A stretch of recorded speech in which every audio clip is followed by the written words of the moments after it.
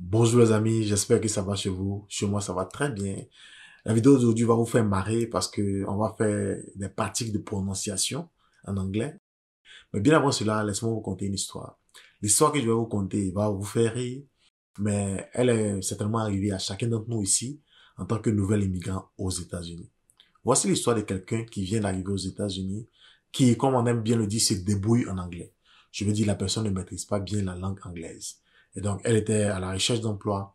Et voici une entreprise à la radio qui lançait une journée porte ouverte où ils allaient recevoir des personnes, ils allaient offrir un type d'emploi à certaines personnes, ils allaient prendre les CV de ces personnes-là, les analyser afin de voir si elles remplissent les critères pour obtenir un emploi. Voici que notre frère se précipite, comme c'était à la radio, il se précipite, il prend une feuille, un stylo et il est prêt à mentionner l'adresse de l'entreprise en question. Quand ils ont commencé à dicter l'adresse, il a pu écrire les chiffres, mais quand ils ont dit le nom de la rue, qui était marquateur, il n'a pas pu l'écrire. Donc, le monsieur en question n'a pas pu se rendre à la place indiquée pour participer à la journée porte ouverte. Juste pour vous dire qu'un seul mot qu'on ne comprend pas, ou un seul mot qu'on ne sait pas écrire, peut nous faire louper des opportunités. Donc, ceci étant, je vais vous partager aujourd'hui 10 mots en anglais que les francophones n'arrivent pas à prononcer facilement. Il n'y a pas de honte à cela. On est tous passés par là. Donc, si vous essayez de le prononcer que vous n'arrivez pas, dans un début, ne soyez pas offusqués, ne soyez pas frustrés. C'est des choses qui arrivent. Le plus important, c'est qu'un jour, vous puissiez prononcer ces mots-là et avoir une conversation beaucoup plus fluide avec vos interlocuteurs. Donc, la vidéo d'aujourd'hui concerne toutes les personnes qui veulent immigrer aux États-Unis. Je sais que dans notre audience ici, nous avons beaucoup de personnes qui jouent à la développerie. Donc, il serait vraiment intéressant de savoir ces mots-là, les 10 mots que les francophones n'arrivent pas à prononcer correctement.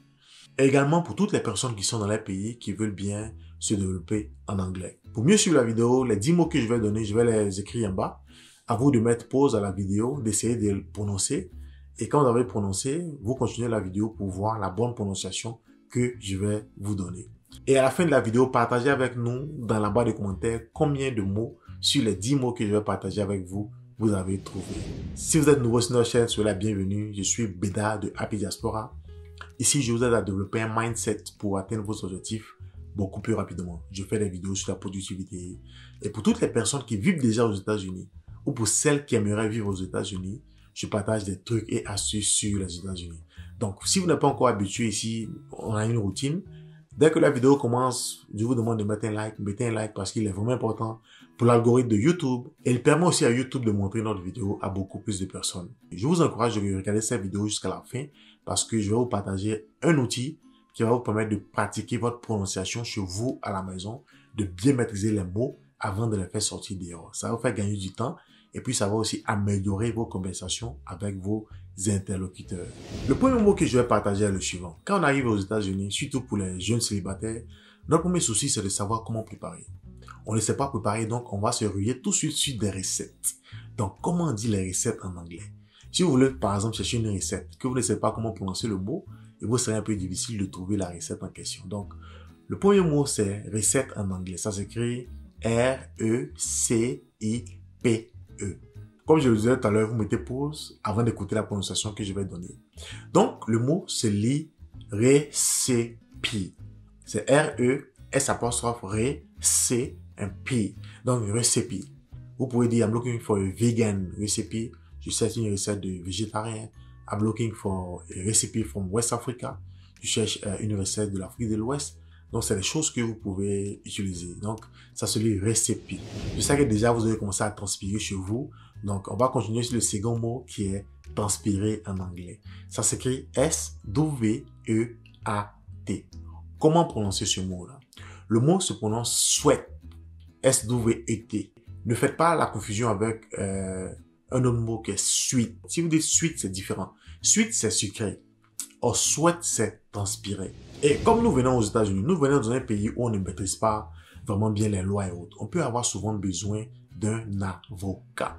Donc, comment se dit un avocat? L'avocat s'écrit L-A-W-Y-E-R. Donc, vous mettez pause, vous essayez de répondre, et puis je vais vous donner la bonne prononciation qui est lawyer. Lawyer. Ici, la loi, c'est law. L-A-W. Donc, lawyer. voici la prononciation. Comme je vous l'ai dit tout à l'heure, je vais vous partager un outil que vous pouvez utiliser pour vérifier si la prononciation que vous avez donnée est juste. Tout à l'heure, vous demandez, nous allons faire un exemple ensemble et vous allez pouvoir l'utiliser pour les 10 mots et puis tous les autres mots que vous allez croiser qui vont vous créer des complications à prononcer. Voici 3 mots que nous allons essayer de répéter. J'espère que vous avez déjà trouvé un. Si ça vous fait rire, bon, dites-moi comment on écrit rire en anglais. Rire s'écrit L-A-U-G-H. Quand je suis arrivé aux États-Unis, c'est un des mots que j'ai entendu. J'entendais ça partout, mais je ne savais pas comment l'écrire. Le jour que j'ai su comment l'écrire, je tombais des nues, j'étais vraiment étonné. J'ai dit, mais l'écriture et puis la prononciation, c'est vraiment deux choses différentes. Donc, comment se lit L-A-U-G-H? Ça se lit laugh. L-A-F. Laugh. Vous allez entendre ici, I'm laughing, she's laughing at me. C'est un mot que les Américains utilisent ici en permanence, jour et nuit. Maintenant, je sais que quand on émigre ici aux États-Unis, on a besoin de spiritualité et souvent quand nous partons à l'église, il y a la chorale. On peut se demander, mais comment la chorale se dit en anglais? Ça s'écrit C-H-O-I-R. Donc, vous pouvez mettre pause, essayer de prononcer. Donc, ça se lit choir, la chorale. Donc, si vous entendez choir, c'est une chorale. Donc, regardez, par exemple, si on vous donne une adresse, et puis on vous dit, par exemple, un nom, et puis on vous dit choir, comment vous allez savoir comment on écrit si vous n'avez jamais entendu ce mot une fois quelque part? Donc, c'est ce qui fait que voir des mots, entendre ces mots-là, et puis savoir les écrire est vraiment important dans l'apprentissage de la langue anglaise. Maintenant, le 6e mot, c'est un mot aussi qu'on utilise couramment ici. Si vous partez au travail, si vous partez par exemple à l'école, ou même dans la vie active, vous allez avoir un calendrier ou encore un emploi du temps. En fait, ici, le mot que je vais donner, on l'utilise pour calendrier, on l'utilise pour horaire. Le mot s'écrit S-C-H-E-D-U-L-E. Et il se prononce schedule. Ok? Il se prononce schedule. Donc, si vous entendez, I'm looking for my schedule, what's your schedule? On parle ici d'emploi du temps, on parle de calendrier, on peut parler aussi de vos horaires de travail. Maintenant, le 7e mot que je vais partager, c'est un réseau social. Il est utilisé par les professionnels. Il s'écrit L-I-N-K-E-D-I-N. Faites attention à la prononciation de ce mot-là parce que il peut être vraiment décisif, surtout dans le milieu professionnel. Il se lit LinkedIn. Vous voyez, c'est écrit en bas là, regardez bien. LinkedIn. Donc, on peut vous dire, what's your LinkedIn? What's your LinkedIn account? Can I have your LinkedIn? C'est des petites choses, quand vous avez entendu une fois, quand vous entendez la deuxième fois, vous savez ce de quoi il veut parler, même si vous ne savez pas encore le prononcer. Mais au fur et à mesure, vous allez savoir le prononcer. Je vais descendre maintenant sur ma machine, je vais vous partager l'outil dont je vous parlais depuis. Vous pouvez utiliser cet outil-là pour pratiquer votre prononciation en anglais. Et nous allons faire l'expérience avec le mot que j'ai utilisé tout à l'heure, LinkedIn. Quand vous venez par exemple sur Google, vous tapez how to pronounce LinkedIn. Je tape ici, vous faites entrer. Quand vous faites entrer, vous pouvez écouter la prononciation du mot. Vous appuyez ici. LinkedIn. Vous avez vu LinkedIn, ok? LinkedIn. Bon, maintenant, pour voir si vous avez vraiment compris comment ça se prononce, vous pouvez toujours faire la pratique juste en bas ici. Vous avez vu pratique? Je vais prononcer, puis vous allez voir ce que ça donne. LinkedIn.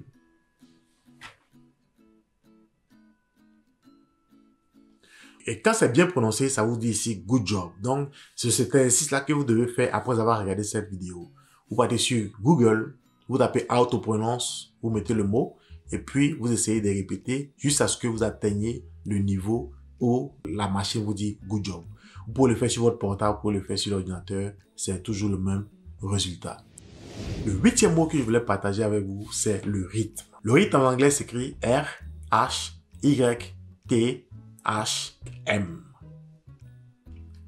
À votre avis, comment prononcer ce mot-là? Donc, le mot se lit rhythm, ok? R-I, et puis T-H-M. Vous voyez comment c'est écrit ici? Il se lit rhythm. Donc, c'est des choses que vous devez apprendre à prononcer. Ça va venir une seule fois. Ça va venir après plusieurs jours d'apprentissage. Ça va venir après plusieurs jours d'utilisation. Donc, il se lit rhythm. Donc, ça, c'était pour le rythme. Le 9e mot que je voulais partager avec vous. Ce mot-là, il m'a fatigué. Ça, c'était en classe. J'ai entendu ce mot-là une fois. Je l'ai recherché. Mais évidemment, quand vous ne savez pas écrire un mot, vous ne pouvez pas le retrouver sur Google. Donc, la seconde fois, quand je l'ai entendu, j'ai pu associer le mot que le professeur a utilisé avec ce qu'il expliquait. Puis, j'ai su que c'était la hiérarchie. Donc, vous voyez comment on écrit la hiérarchie en anglais. c'est H-I-E-R-A-R-C-H-Y.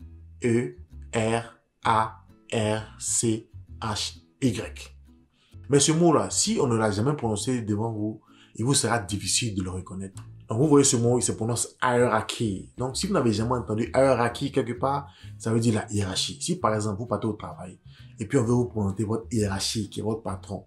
Si vous ne savez pas qui c'est votre patron, vous voyez que ça peut être vraiment délicat. Donc, c'est le mot que vous devez savoir. C'est le mot que vous devez apprendre à prononcer. Ça va vraiment vous aider dans votre communication aux États-Unis. Maintenant, le 10e mot que je voulais partager, c'est un animal qu'on voit partout aux États-Unis. Il est partout. Quand je suis arrivé, c'est le constat que j'ai fait. Il est partout, il ne gêne pas. Il est là. Ce sont les écureuils. Il y a beaucoup d'écureuils aux États-Unis. Mais, de la manière qu'ils sont beaucoup aux États-Unis, il n'y a pas beaucoup de personnes qui arrivent à prononcer leur nom correctement en anglais. Donc, l'écureuil s'écrit S-Q-U-I-R-R-E-L. Et il se lit squirrel. Donc, les amis, c'est des choses que vous devez apprendre. Vous devez apprendre à prononcer ce mot-là. Parce que vous allez les voir partout. Les écureuils sont partout aux États-Unis. Vous qui arrivez à le prononcer, ce mot-là, écureuil en anglais, faites un screenshot et puis envoyez-moi le screenshot par Instagram. Donc, voilà ce que je voulais partager avec vous, les amis. Prononcer un mot, c'est vraiment important. Si vous savez comment dire un mot que vous ne savez pas l'écrire, ça peut vous porter préjudice. Même si vous savez l'écrire, que vous ne savez pas le lire, le jour que quelqu'un le dit, vous n'allez pas savoir que c'est de ce mot-là, il est en train de parler. Donc, les amis, c'est ce que je voulais partager avec vous. C'est 10 mots que les francophones n'arrivent pas à prononcer en anglais. Donc, portez-vous bien, passez une excellente journée positive. Bye!